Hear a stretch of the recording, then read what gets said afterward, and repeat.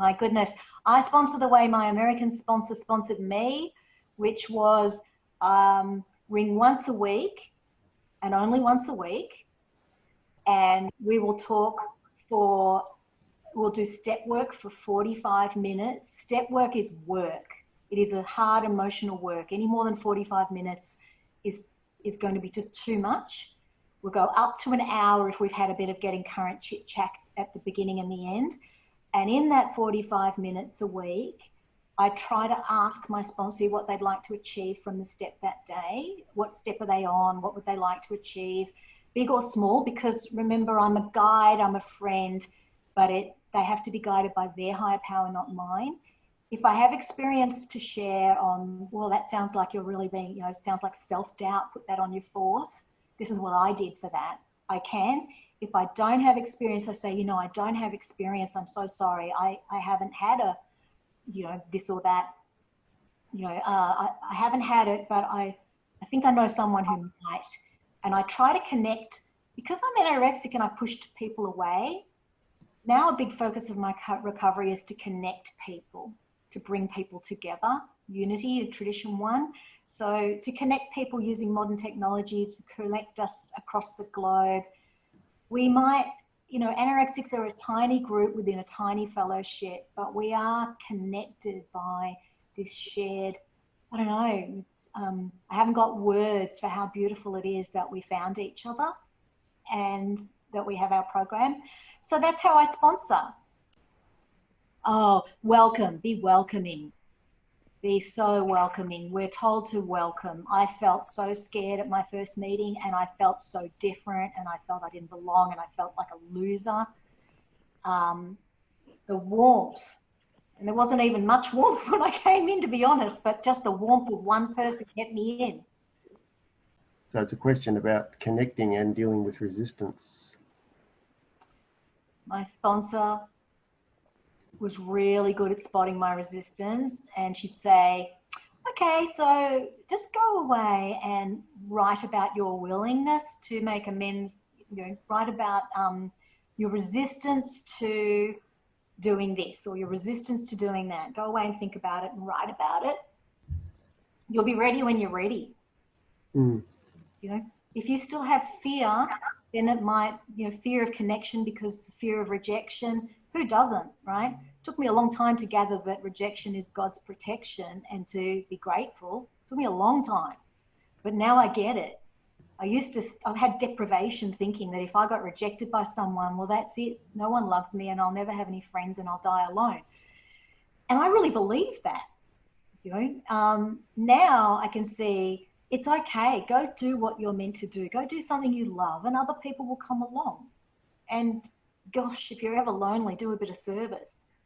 Yeah, I came in for severe acting out and I was in danger and I had physical injuries.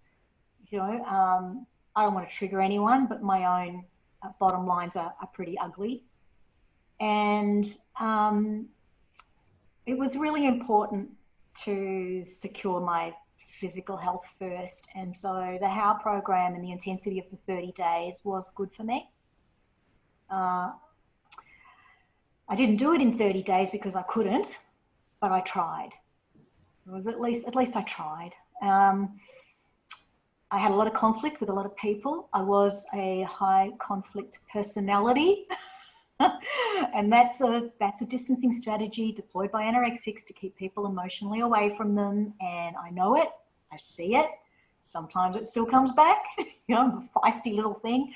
Anorexic, I don't identify as socially anorexic, but I am very sexually anorexic and I am a love avoidant. So emotional anorexic. I don't like other people's intense emotions and I struggle to express my own in healthy ways. In fact, I still struggle to do that. The answer's not very nice. I had a sponsor who broke my heart and I had a sponsee who broke my heart. And I thought I would leave S.L.A.A, but I didn't, because in the moment I realized that I matter.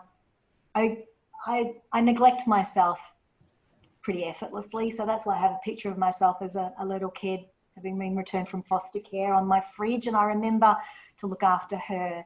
She's expecting mum to step up and keep her safe. She's expecting me to live a happy life, and she's expecting me to look after myself and just steer clear of you know, I wanted to be rescued. I wanted to be saved. I wanted everything everyone in SLAA wants. And it was only in relationships with other people in SLAA. I've gone off track, haven't I? But there you go. Somebody who's actually on this call mentioned in a different context, learning to trust yourself was the missing piece. Can't really sober date till you trust yourself. And I'm very grateful to her, because now I realise you probably can't do any relationships till you trust yourself. How do you learn to trust yourself? You work the steps until you think you've got enough skills in relationship skills and enough faith in God. Yeah. God of your own understanding. Don't have to have God. We're totally into religious freedom, including freedom from all religion. I'm not allowed to give advice. That's the first thing that got slapped into me when I started in SLAA. I came from another program where everyone gave advice, so it was a real shock. Yes, of course, I believe it is possible. You know that cliche, work it, you're worth it. It works if you work it. It does. It took a few elements. You know, there's a fair few tools there, and one of them is getting a sponsor you can actually trust, not just grabbing for anybody, but somebody who you can really truly love. Sometimes a sponsor-sponsee relationship is the first genuine love relationship we have for some of us.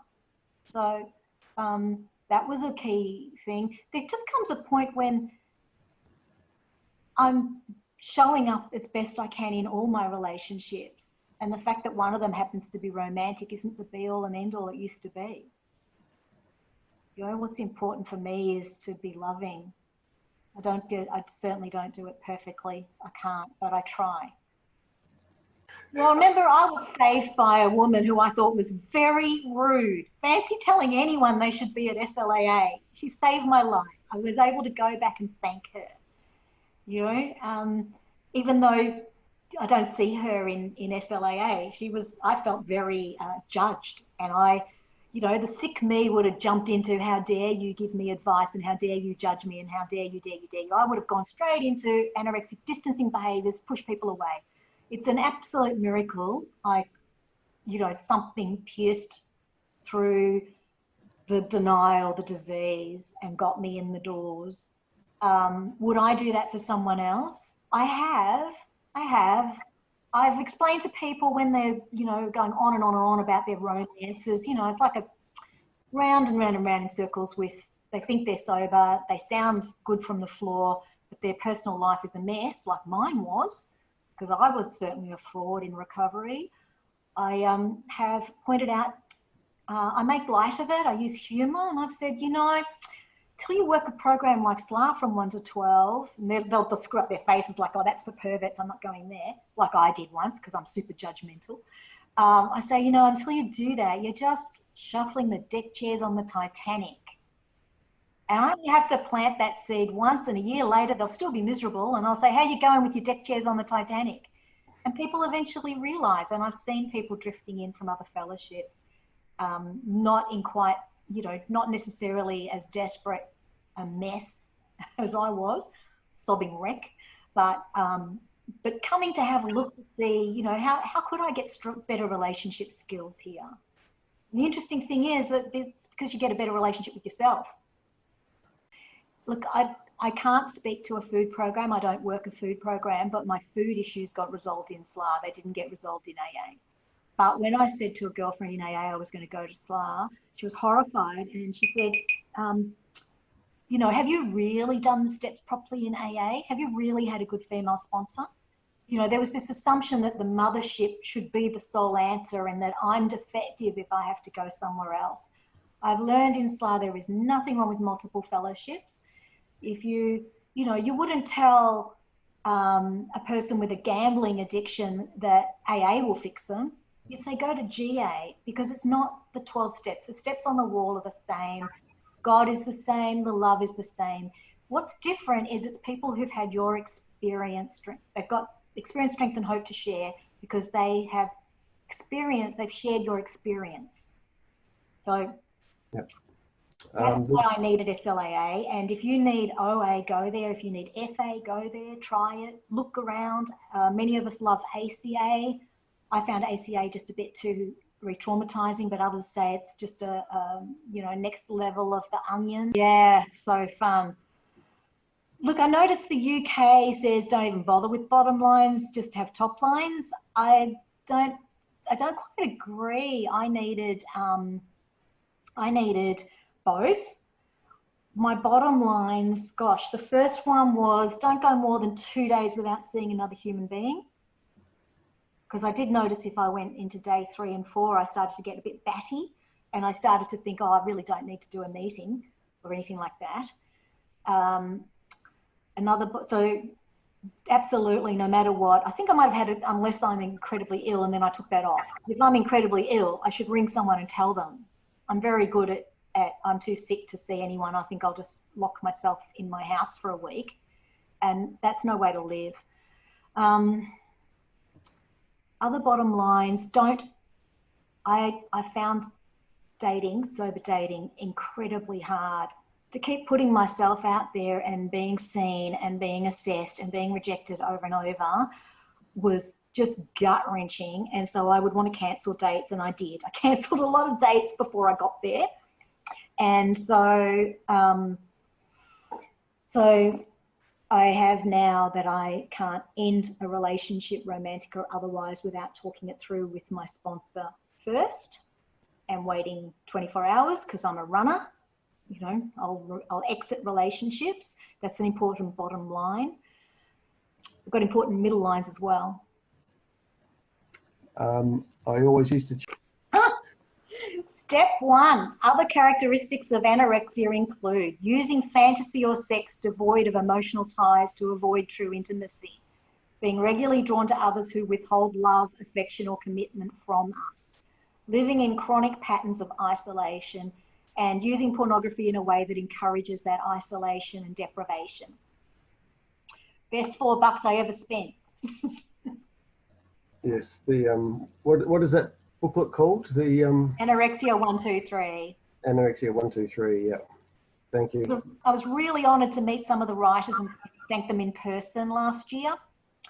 And they're such modest people, so much humility. And I was able to say, you saved my life, you guys. Wanted to thank them. Yeah. It's very personal to you. I give my sponsees, you know, I'm like a school teacher. I give them, read this so you know what a bottom line is and a top line is and a middle line is. But there comes a point when step work is not what you read and write. It's not like getting a high school diploma. It's not the person who answers the questions the fastest is the most recovered. It's nothing like that. It's about your the total psychic transformation they talk about in the front of the big book. And it's getting to that point where you are in tune with what's going on inside you, your inner world that you used to just ignore, the disassociated state. Or at least for me, I was completely disassociated. I was just struggling through life with no feelings. You can feel, I'm trying to get high, I'm trying to avoid pain. You feel it. You know what you should and shouldn't be doing. You begin to trust yourself, as someone else said. Trust your own intuition. And in discussion with your sponsor. Hard to say because this is a life-threatening illness. No, I don't want to trigger anyone, but we lose people. I'm not sure we lose them when they're running around high as a kite doing things they shouldn't do. I think we lose them when they come down and they're sitting in pain and can't sit in pain. Don't know how. Don't know how to pick up the phone and say, oh my God, I'm in pain. Because there's no one at the other end of the phone. That's what anorexia is. Anorexia feels. That's my feeling. So if you ask me what's the most important part of my recovery, it was this part. Yeah.